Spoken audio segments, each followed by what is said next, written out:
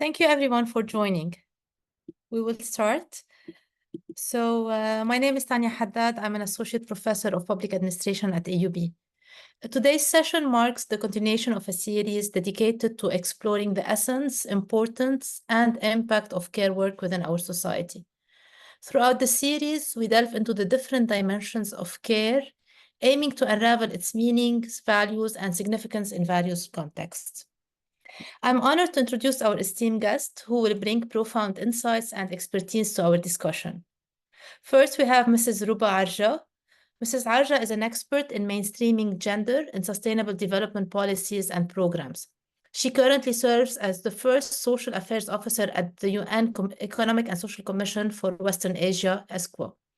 Her work focuses on gender and development issues in the Arab region, including mainstreaming gender equality in public institutions and women's economic empowerment. Mrs. Arja holds a PhD in management from the University of Montpellier and a master's degree in development economics from l'Institut Agro Montpellier, France. Rula will be sharing her work and the work that she has been leading on care and why ESCWA is addressing this critical issue. Secondly, we are privileged to have the member of the parliament, Dr. Inaya Ezzedine. Dr. Ezzedine has been at the forefront of legislative reform aiming at placing care at the forefront of policy making. Dr. Ezzedine is a medical doctor and pathologist, a member of the Lebanese parliament since 2018. She chairs the Women and Children Parliamentary Committee, the SDG 2030 Agenda Parliamentary Commission. During her ministerial mandate, she led the development of the National Anti-Corruption and Digital Transformation Strategies. Before we delve into the conversation, I'd like to start with the questions to frame our discussion. First of all, Rula, what are really the social, economic, and human rights costs associated with neglecting care within our communities?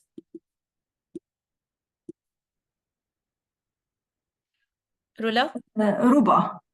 Rouba. Sorry, Rouba, sorry. Thank you, Tanya. Actually, I didn't understand that it will be a round table with questions, but I'm very happy to answer your question. I had prepared a presentation. I thought it would be perhaps interesting to have this presentation, but I will start first by answering you. No, I mean, it's a very important question. Actually, if we know that currently the United Nations is working on acknowledging care as a human right, this might be like a very good introduction and an element to your answer. Care is a public good, because each one of us at some point in his or her life is needed of care. So children, older persons with disabilities, sick persons, adolescents, and I don't think that we can think of costing the non-addressing care, because it's only not possible to not address care, right? So this is a human right. It's a public good. Every one of us needs at some point care. The question maybe is how to make sure that every one of us is receiving the care he or she needs, while the care providers are also having their rights and also ensuring the well-being of care providers. So this is like my very quick introduction to your question. Thank you, Rouba. Thank you. Do you want to go ahead and start with your presentation? I would happy to do so if you allow me. Yeah, sure. You. Yeah, thank you. Thank you so much.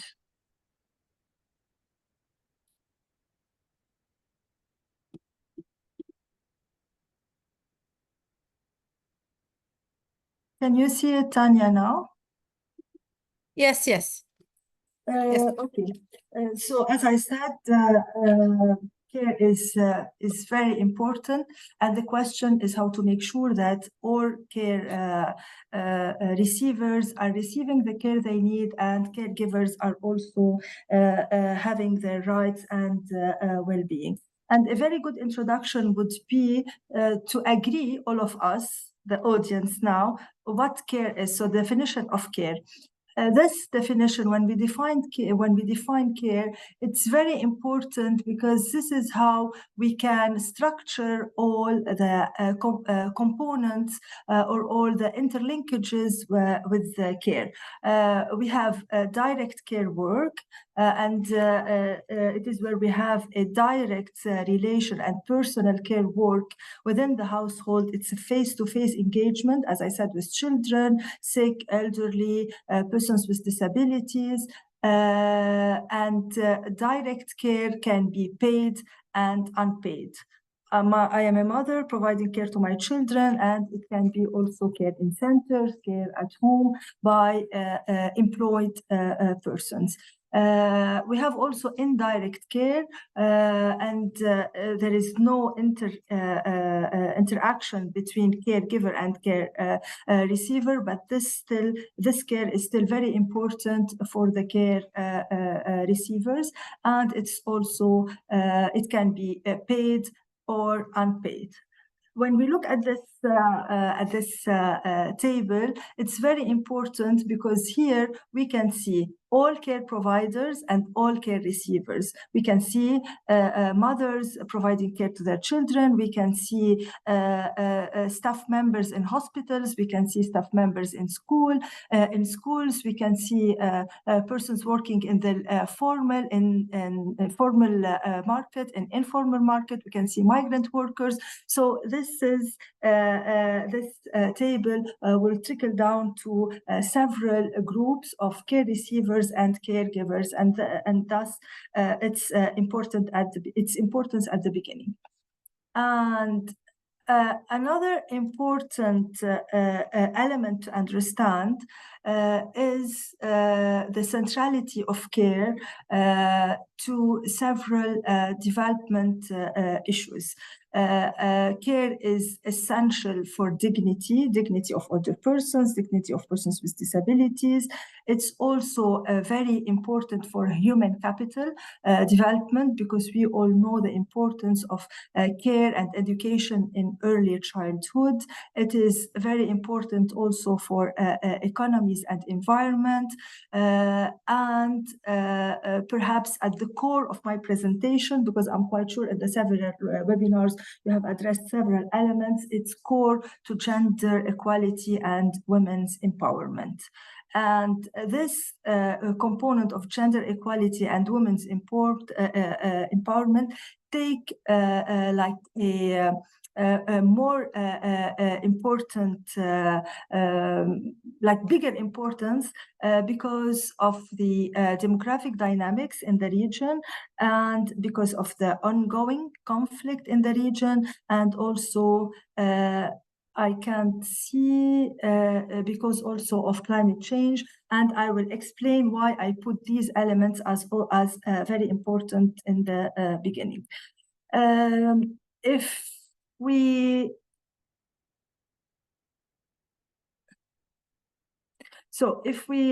look at gender equality, to better understand why care is essential for gender equality, I have put some figures. First, on unpaid care work and women economic empowerment. It's very important to know that at global level, women spend 3.2 more times on unpaid care work compared to men. While at the regional level, it increases to 4.7 more times on unpaid care spent by women compared to men. Women in our region, in the Arab region, undertake 80 to 90% of unpaid care work. And this care work is mainly undertaken by married women, because married women spend about twice as much time on unpaid care work as compared to men. And it's very important to know that about 73% of women outside the workforce attribute the reason of their involvement or not involvement in the workforce to care work. The other series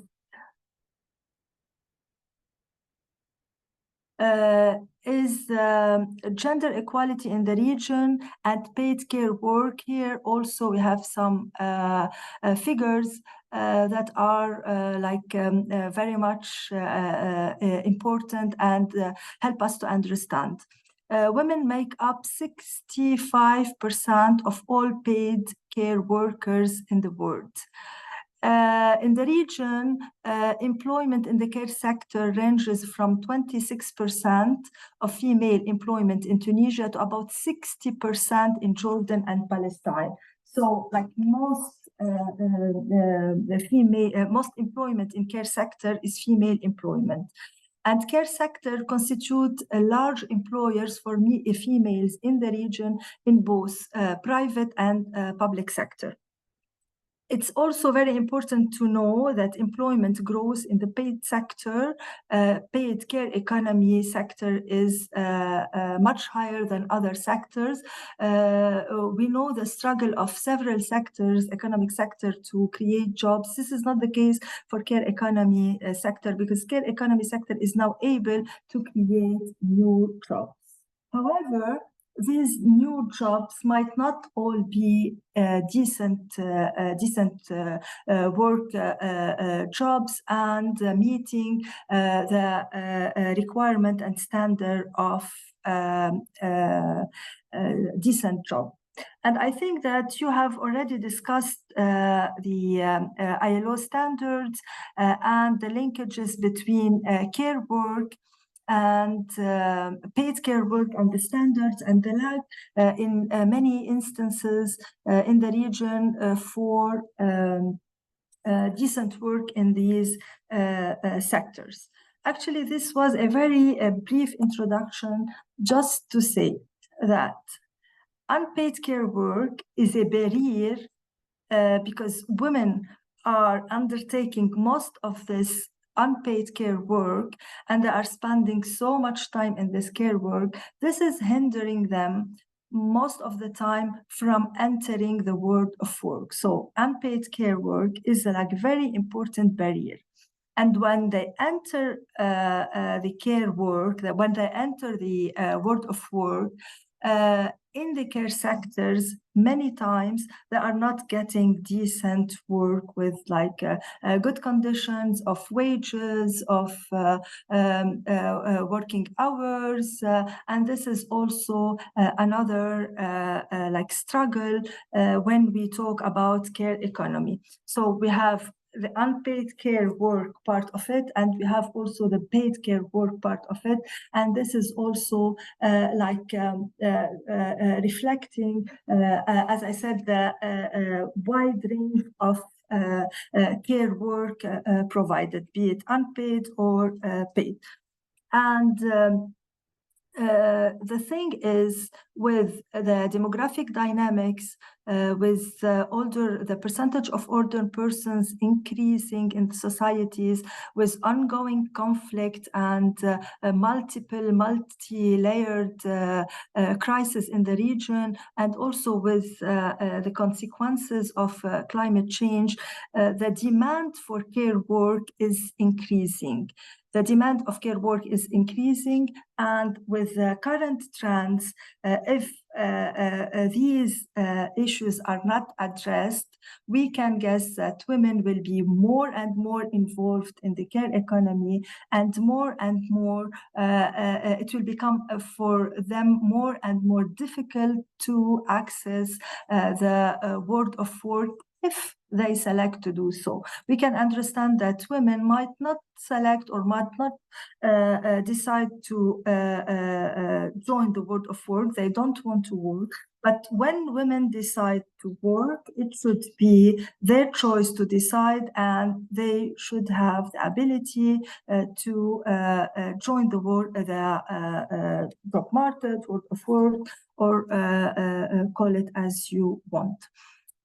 This struggle becomes even more acute, giving the social norms in the region, because we have, and perhaps you know about perception surveys that still show the very traditional paradigm of men, breadwinner, and women provider of care.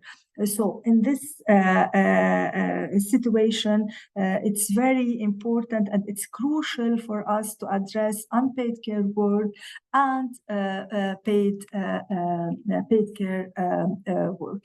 And I think that the COVID-19 was a huge, if I may say, wake-up call for us in the region to look at care-related policies and care-related solutions and alternatives. Actually, for us at ESCWA, just after COVID-19, we started working with other regional commissions in the world, and we, as all other commissions, we started to focus on care.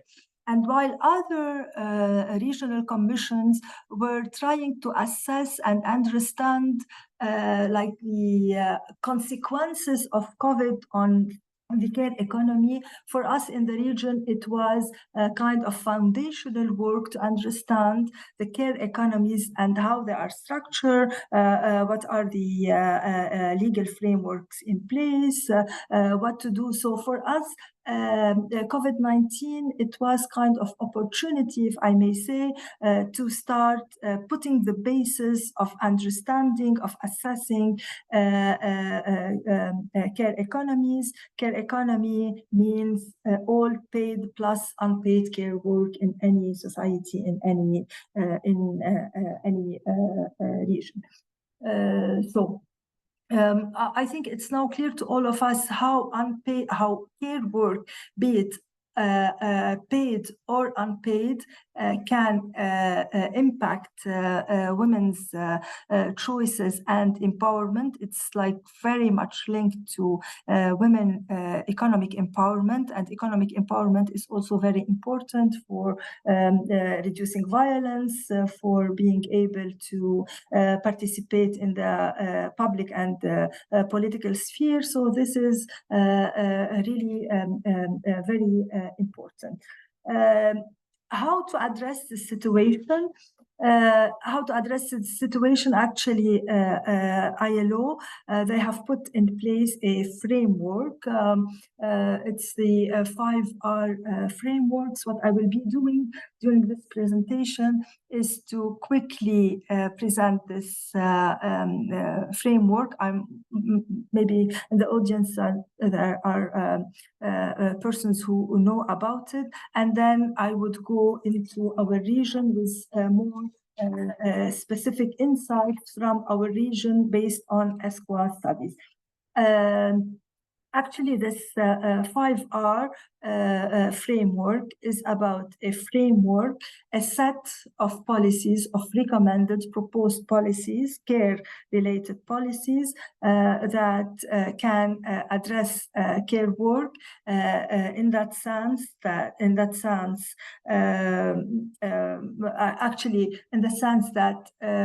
caregivers can receive the needed care, and then their well-being and rights are achieved. And the care providers, who are mainly women in our region, also they can be empowered, and they can enter the world of work, they can be economically empowered. And I personally am seeing that the essence of this framework is not to look at care as burden, but as shared responsibility between the family, the state, the community, and every one of us, so the rights of everyone are fulfilled. The 5 R's are first, recognize. Recognizing is mainly in measuring and documenting paid and unpaid care work.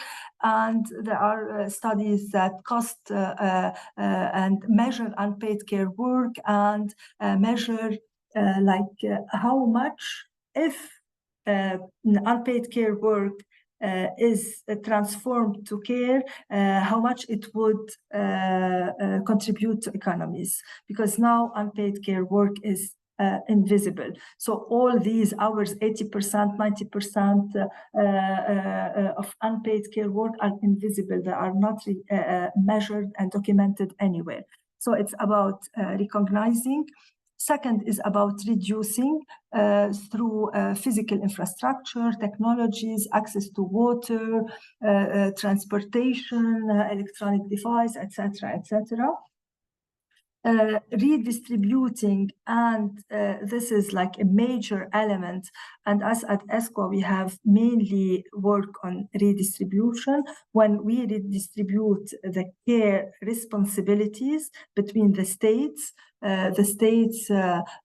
establishing nurseries, establishing day centers for older persons, the community or local authorities that also may contribute to putting in place services, and the family within the family, between the members of the family, especially mothers and fathers. So this is about distributing.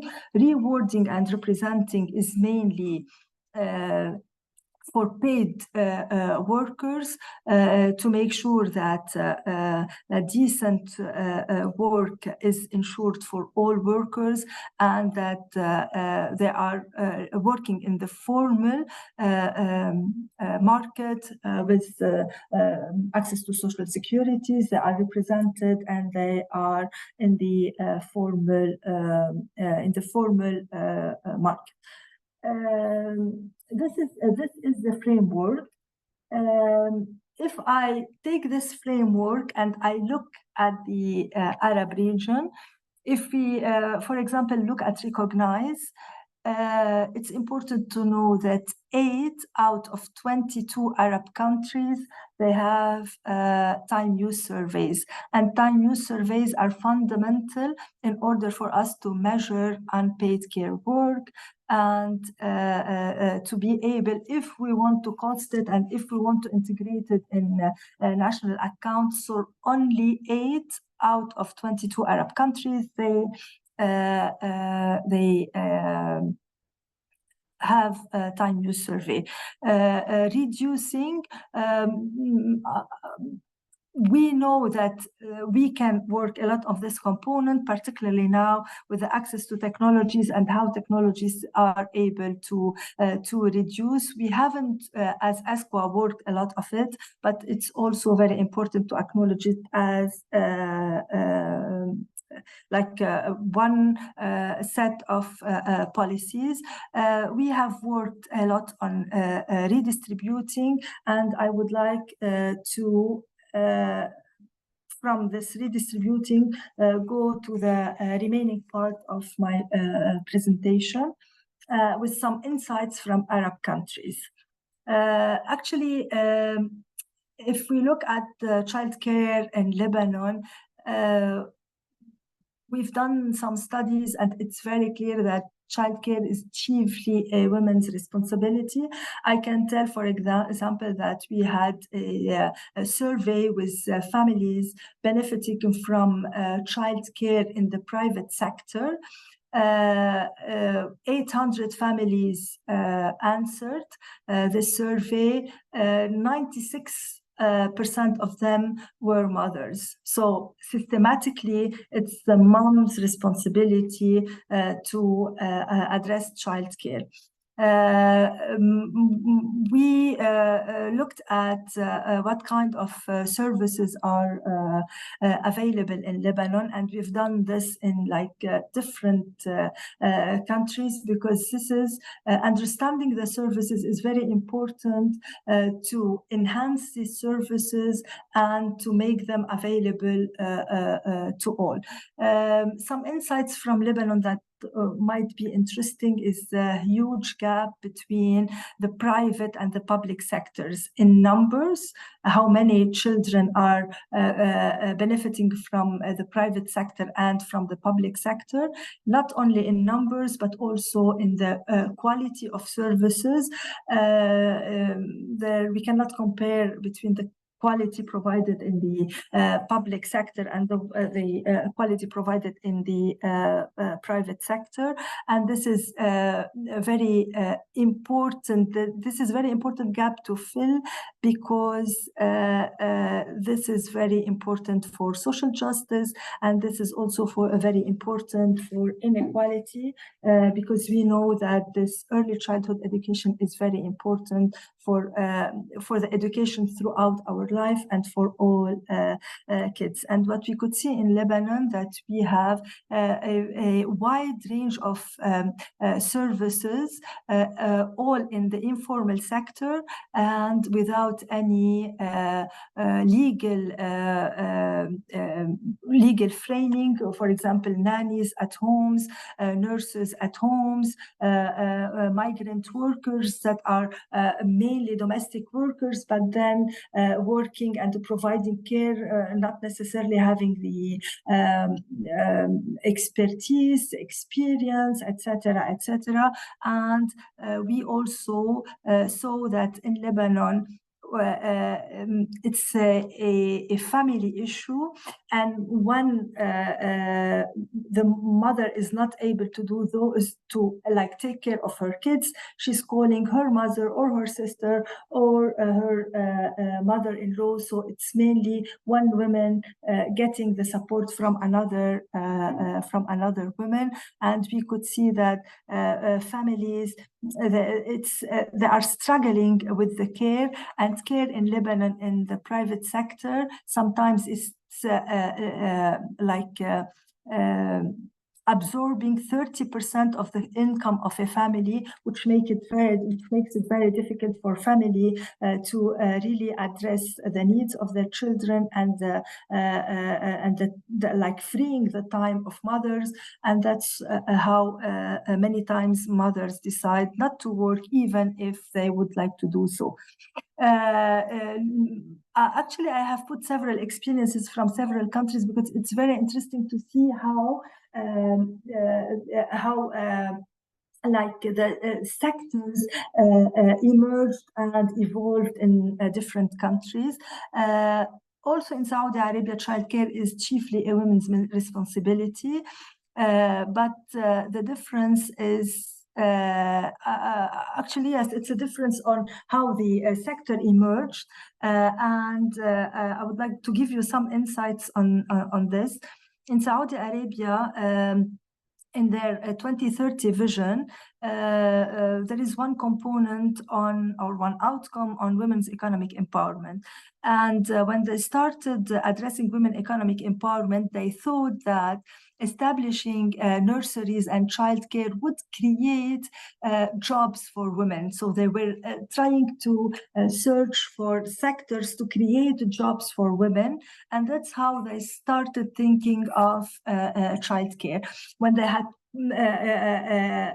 put in place the legal framework and they started establishing childcare, they realized that there is an unmet and unexpressed need in the society, because when this service was available, women were using it to free their time and to search for other jobs. So it wasn't only creating jobs in the care sectors for women, it was about also giving women opportunity to work in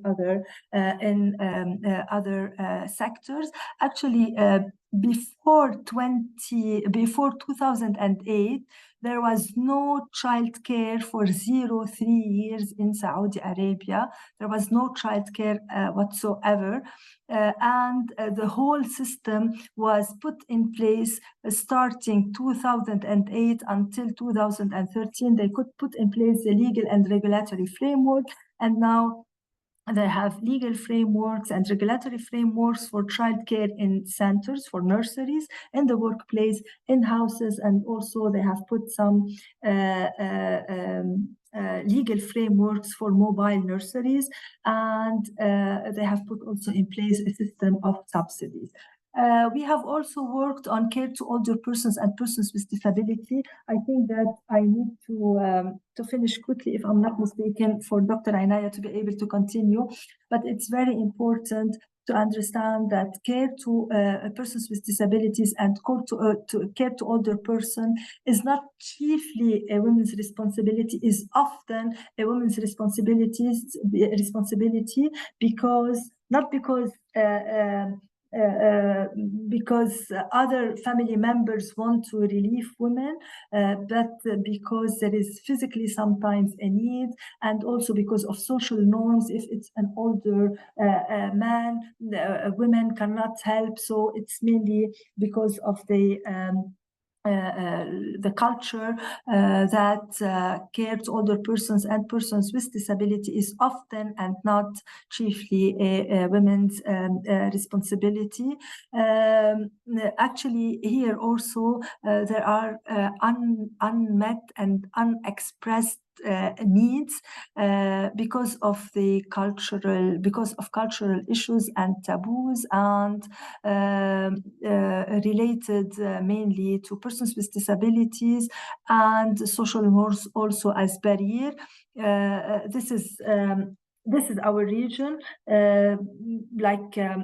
being older persons in institutions is not like very accepted. That's why it's very important to look at other alternatives that are more relevant to the region. But so far, for older persons and persons with disability in our region, and this based on our studies in Oman and Morocco, it is mainly the public sector.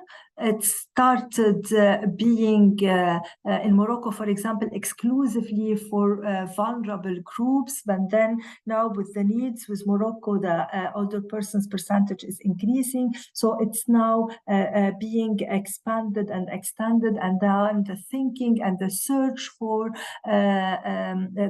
for other alternatives are emerging and expanding. What we could see is a huge struggle of the families, sometimes financial, because of the equipment, for example, needed for persons with disabilities, for the lack for know-how, for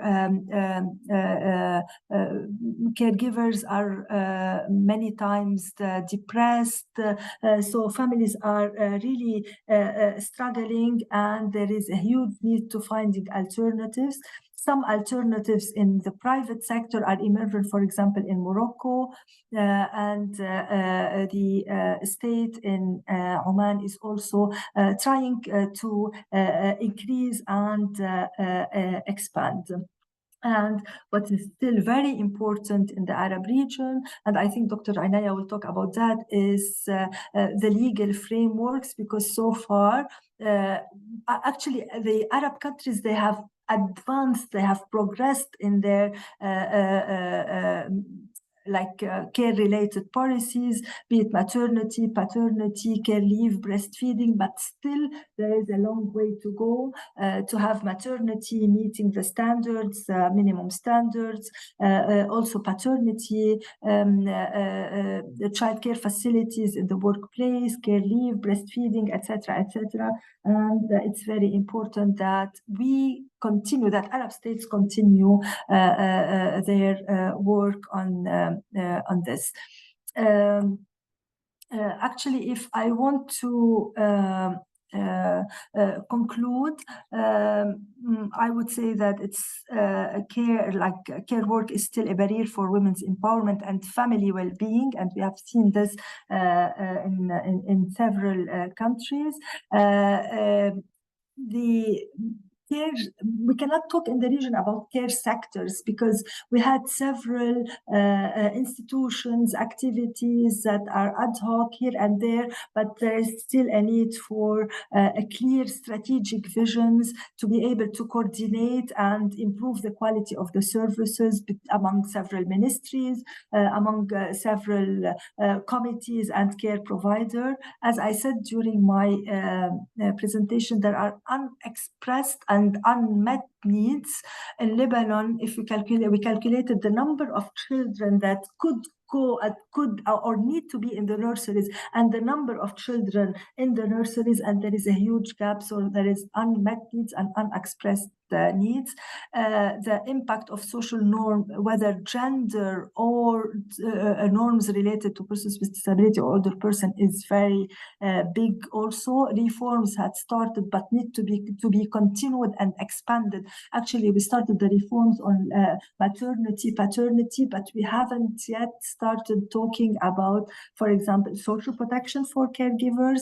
A woman that spent 20 years of her life providing care to others, she will find herself at 50 without no social protection, with no income. So these kind of like more advanced issues are not tackled in the region, and we need to start tackling this. Lack of mainstreaming care in public policies.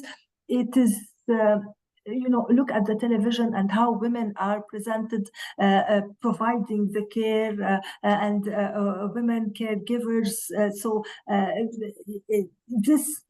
This is only one kind of policies we need to look at. We need to look at fiscal policies, at financial policies related to care, and there is a long list of policies to look at, and we have to do that. And lack of intersectionality.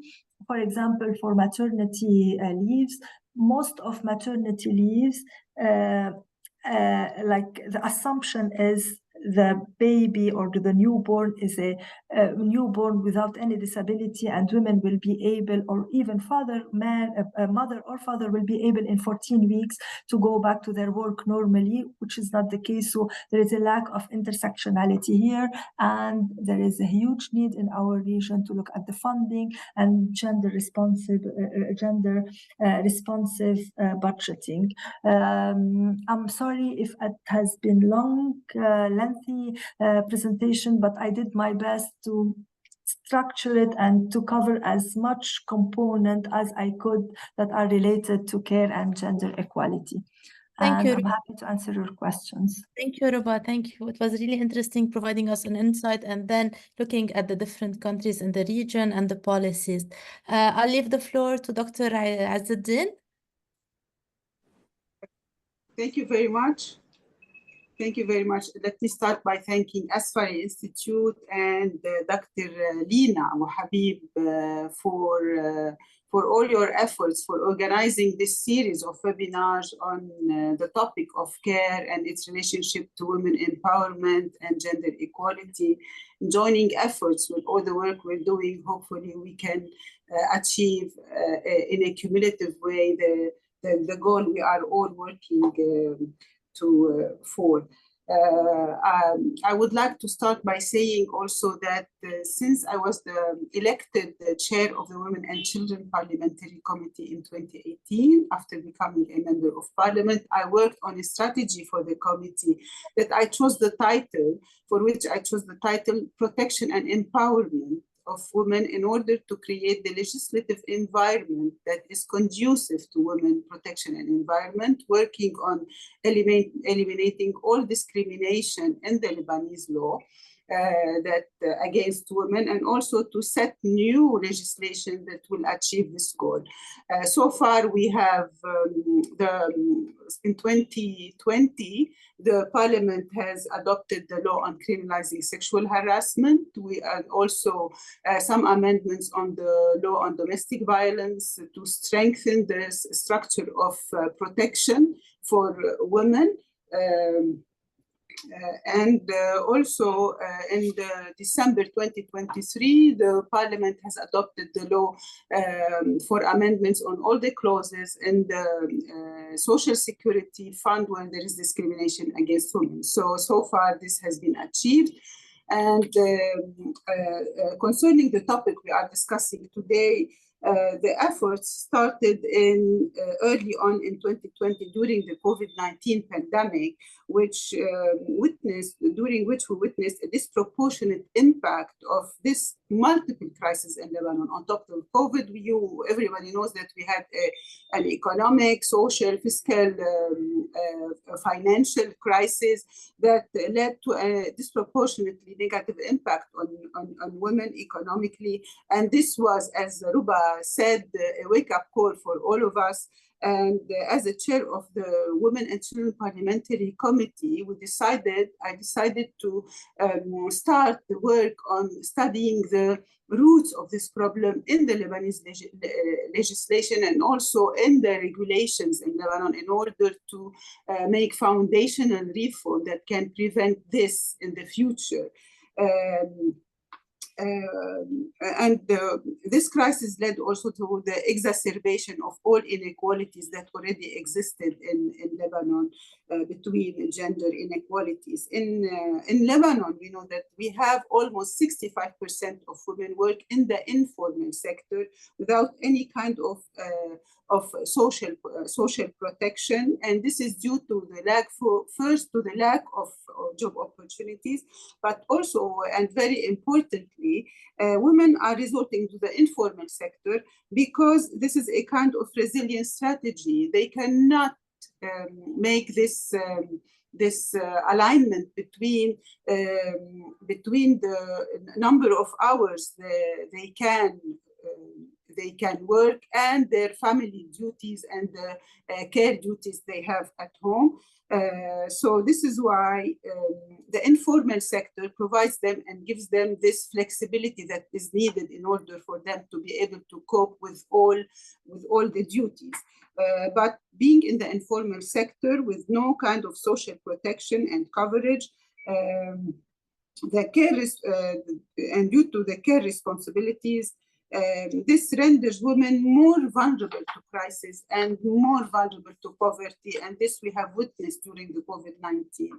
And this is in addition to the lack of a care support system, which had led many women to leave their jobs during this crisis, or to reduce their working hours, or to be forced to reduce the working hours.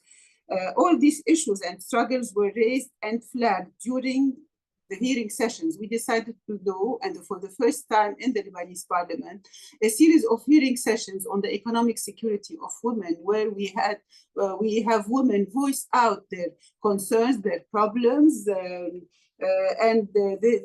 we heard women from all layers and allies of society, from the public sector, private sectors, the international organizations, from NGOs, and also from rural areas, from women with small and medium enterprises. And we listened to their problems, to the barriers they face, to the financing issues they face. And thus, family-friendly measures and policies were thus flagged and identified as a major priority that we have to work on. And during the hearing sessions, the ESCWA and then Rouba presented the preliminary results of a study on childcare and women economic empowerment, which highlighted how the sector is organized and provided important knowledge on the challenges that it faces. And I think now Rouba mentioned some of these highlights. The recommendations of the hearing sessions and the ESCWA study underlined flexible work arrangement as one priority among many others. And I decided to focus on this priority. And I requested from the ESCWA to run a study on the Lebanese labor law to see if our Lebanese labor law can accommodate the type of flexible working that the mothers are looking for in order to preserve their both rights, the right to work and the right to be a mother, to be at home, to care for their kids, and with social protection. This is the key issue that we want to provide women with, women who work part-time, and who would like to shift from a full-time to part-time and then go back to the full-time once they can afford it and their family structure afford it. So the ESCWA team, an expert, provided us with this study, legal study, and we pinpointed the shortcomings of the actual labor law and came up with suggestions on how it can be reformed. And building on the results of the study and the hearing sessions, I submitted a draft law on the required reforms to the labor law to implement flexible work arrangement. Now we know the part-time now in Lebanon is like 6 hours. But our proposal is from 3 to 6 hours, with remote working being part of it considered work. We know that women who showed some kind of or better resilience during the crisis were women who were working remotely. But we know that this is not acknowledged as type of work in the actual Lebanese labor law. And thus, it's not covered by social protection benefits. So the amendment includes the remote working, and this work is in line with the vision of the Ministry of Labor, because we did not want to propose something that the Ministry of Labor, once they come up with a reform of the labor law in general, they will throw away with our reforms. So we discussed it with the Ministry of Labor, and we had a unified vision on how the amendments should go. And another law that is important also for and very much related to the issue of care is the issue of childcare and nursery sector in Lebanon. Last summer, everybody knows that Lebanese people, men and women, were shocked and scandalized by children and newborn mistreated in one of the nurseries in Lebanon. And this was largely disseminated on social media. And also, there was a lot of national debates on childcare services provided in the country. We knew the reality before that, but we had already started working on addressing it, as I said, and as Rouba mentioned also. This incident was like another wake-up call for the society on the importance, or for the society, not for us, because we were aware of this shortcoming, but the society maybe did not give a lot of importance to this issue. So, and we organized several sessions in the Committee of Women and Children with all the involved stakeholders in the private, in the public sector, and in the civil society in order to discuss these shortcomings. How can we reform the sector in order to render better quality, better safety, but also a better standard, but also more equality for kids? Because we know, as Rouba mentioned, there's a lot of discrepancy between public and private, and within the private sector, there's a lot of discrepancy and difference between the high, expensive nurseries and the cheaper nurseries, where minimal care and educational and developmental importance is given to the time the children spend in these nurseries, especially that this early childhood development is absent as a curriculum from the university from 0 to 3. And also we shed the light on how the profession is not organized, how we have a syndicate, we don't have an order, so thus the registration and subscription to these orders, to this syndicate, is not mandatory. And this renders the type of monitoring looser and not standardized. And also the division of labor and the authority is being distributed between 3 ministries, which leads to also some loosening in the who is responsible for what. This is something that has to be also reviewed and revisioned, and we have to stress who is going to be responsible for what. The incident led also, as a result of this, I also submitted a second draft law covering the extension of maternity leave from 10 to 14 weeks. Now it's 10 weeks. We submitted a law to make it 14 weeks as a start, to introduce the paternity leave. Now we have none, and now we introduce the paternity leave being 10 days, and let's hope that they will accept it, and they will swallow it. if we can say, in order to start this kind of awareness about the importance of the fathers being also part of this caring and the care process for the kids and being partnered with the mothers, and also to provide for the establishment of nurseries in the workplace in both the private and the public sectors. And whenever it's not possible to give some kind of subsidy, like the school subsidy for nursery, in order to make it easier for families to afford this kind of quality child care for their kids and for them to be able to go to the job market. I consider the two bills. Also, there was a mention in the study that on the labor law is to eliminate the discrimination in the Social Security Fund law against women. This was already achieved in December 2023. Thank God. The two bills are one bundle to enhance the family-friendly policies and promote social justice. Our work on these laws is anchored in human rights principles and values and rely on a set of principles, namely the principle of equality of opportunities to all children and mothers to fulfill their potential. Given the importance of early childhood education and development, childcare services and education are of utmost importance to reduce inequalities. Another principle is very much related to the principle of enhancing women's participation. Women are the ones to benefit most from the flexible work arrangement, services and working conditions, and the women will benefit more. These policies and measures help in redistributing the unpaid care, freeing women's time, and also having fathers more involved in the care and education of their children.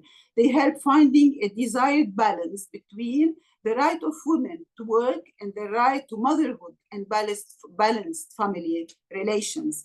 And I would want to reiterate the importance and centrality of family well-being, relations, stability, for the society. The principle of flexibility, which helps institutions and companies to be more able to respond to their workers' needs and career aspirations. And the principle of choice, providing opportunities and options, flexible, and the proposed family-friendly policies provide the opportunity for choosing for women. And as we all know, empowerment is about having choice. One of the aspects of empowerment is about having the choice to do things without having any legislative or regulatory barrier that stands against it. The principle of expanding social protection, our priority was for the labor law amendment is to contribute to providing social protection to workers working under flexible work arrangements, to reduce informal work, abuse of women, and this in response to economic situation in Lebanon and in response to our commitment under the SDGs not to leave anyone behind. These principles are foundational for social justice, and having these two bills is in itself an achievement, but it is also the start of the journey to get them adopted and implemented. And I expect to have, we need a process for these two bills to be passed. Therefore, we have developed an action plan made of several components to support the adoption processes of these two law bills. And Asfari joined us in the workshop that we held in the parliament to distribute the efforts and to join them up in order to have this goal achieved. It's a roadmap to try as much as possible to streamline all efforts and mobilize and compound resources for the implementation. I am aware that these two bills do not overcome all the challenges related to childcare work, be it paid or unpaid. And we are currently working with technical support from ESCWA and other partners, and Asfari, we hope, will be one of them also, to map all the challenges faced to advance childcare and family well-being and stability, and identify all reforms needed to overcome these challenges. The road is long, but at least we have a map. Thank you. Thank you a lot, Dr. Ezzedine. We'll open the floor for questions. Yes, I can stay with you only for 2 I know. Yes, you will have to leave at 5:30. Thanks a lot. Uh, actually, I have a question in the chat. Who should be paying for care work?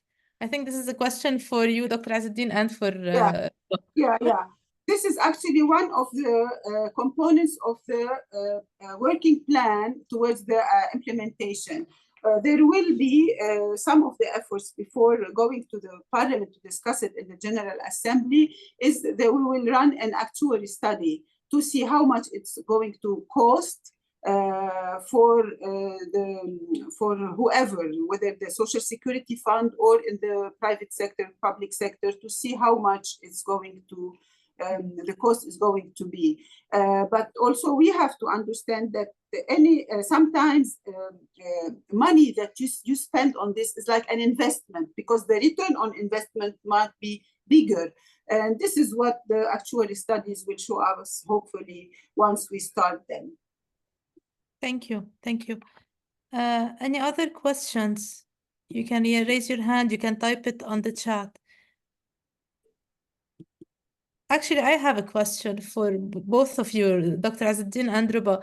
How do you think AUB and the Asfari Institute can contribute and support the ongoing efforts to prioritize care work within our societies?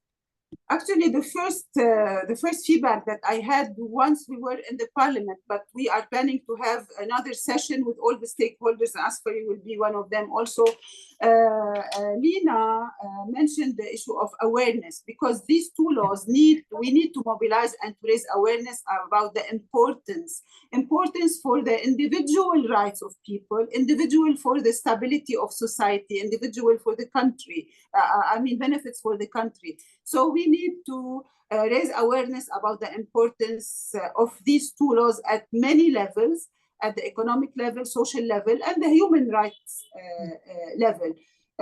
So awareness is the first thing we were promised from Asfari. And I don't know if when we meet again, maybe in like 2 weeks, they will come, because they have also partners with them. There is something else they can offer. Thank you. Thank you. Rouba, what do you think? How do you think we can cooperate in order really to advance?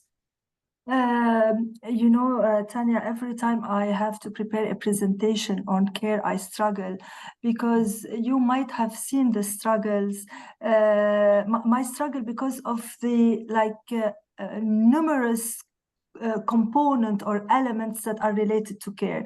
Care is, it's not because I'm working on it, but it's everywhere. It's for caregivers, for care providers, for several groups in different age groups. And I think we still need to understand much better on care. I can give you an example. We want to redistribute care within families. We don't understand why fathers are not participating. Is it because we're not giving them the place? Is it because they are afraid? Is it because they don't know? Is it really because they think it's a women issue? So if we want really to have sound public policies, we need to better understand. And in care, like the vast field of care, we still need lots of studies, including the studies Dr. Inaya talked about related to financial and who will be caring. If you ask me who should pay, it is definitely a family responsibility, but it is also and foremost a society responsibility, and we should all pay off for it, and it should be like embedded in our fiscal and our financial policies as a society responsibility. Yes, as you said in your presentation, it's a shared responsibility for everyone, the state, the people, the individuals, the family. So this is where we need to really recognize the importance of care and really start working on it. I'll check if there are questions from... Would you allow me to leave? Yes, thanks a lot. Thank you a lot, Dr. Very much. Thank you very much. Thank you for joining us. Is there any questions from... There's no any concluding remarks, Rouba? Actually, I think that it's also very important as ASFARI, because my understanding is ASFARI is working on research for the region, is also this regional perspective. I wanted to put Saudi Arabia and Lebanon because, you know, the sector, we started working on this in Lebanon since like 3, 4, 5 decades, where in Saudi Arabia, they worked on it in the last 20 years. So putting these regional perspective is also very important to be inspired. We won't be able to do what Saudi Arabia did, and we don't need to do what they did. But I mean, also it's very useful to have exposure to other experiences. This is I would like really to draw the attention of everyone on this. Yeah. Yes. Thank you. Perhaps. Actually, it's I see it like this is a start for something, and I'm looking forward to continue this discussion, to really pushing for more studies and also pushing for change at the legislative level. Thank you a lot, Rouba. Thank you for being with us. Thank you for the presentation, and we're looking forward for other webinars. Thank you, everyone, for joining. And Tanya, I would like to thank you for inviting me, for giving me the space also to presenting CARE, presenting what we're doing as ESCWA, and all of our publications are available on several countries on our website. And we're also happy to provide any further clarifications, or we're happy to further discuss this. As you said, this might be a beginning. Thank you so much for you, ASFARI, Dr. Lina, and everyone. And thank you for the audience. Thank you, everyone. Thank you. Yeah, goodbye. Bye.